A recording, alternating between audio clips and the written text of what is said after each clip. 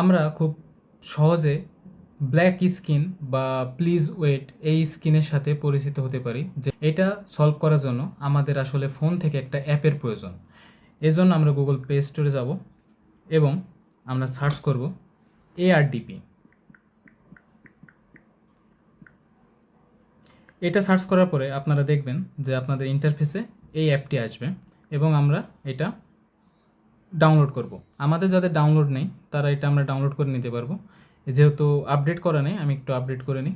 তো এই অ্যাপটার মাধ্যমে আমরা আসলে কি করতে পারি? এই অ্যাপটার মাধ্যমে আমরা প্রথমত আমাদের ভিপিএস ফ্রিজ হয়ে যাওয়া অথবা আমাদের ভিপিএস যদি ব্ল্যাক স্ক্রিন বা প্লিজ ওয়েট ইন্টারফেসে সে থেমে যায়, এটা আমরা খুব সহজে ঠিক করে নিতে পারি।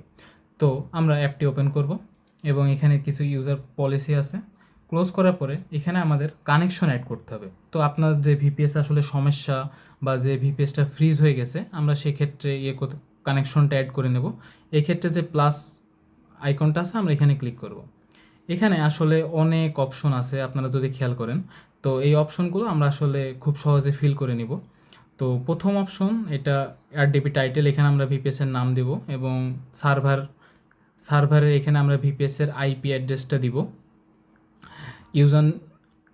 ইউজার নেমের ক্ষেত্রে আমরা আমাদের প্রদত্ত ইউজার নেম দিব এবং পাসওয়ার্ডের ক্ষেত্রে আমাদের প্রদত্ত পাসওয়ার্ড দেব। ডোমেইনটা আসলে খুব একটা প্রয়োজন নেই, তো আমরা আসলে একটু ফিল করি।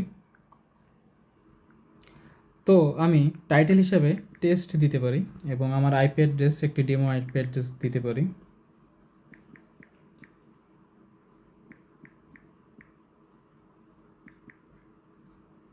ইউজার নেম হিসাবে যেটা আছে সেটা আপনাদের দেওয়া হয়েছে এবং সেটা আপনি এখানে দিতে পারেন এবং পাসওয়ার্ড হিসাবে আমি পাসওয়ার্ডটা দিয়ে দিব।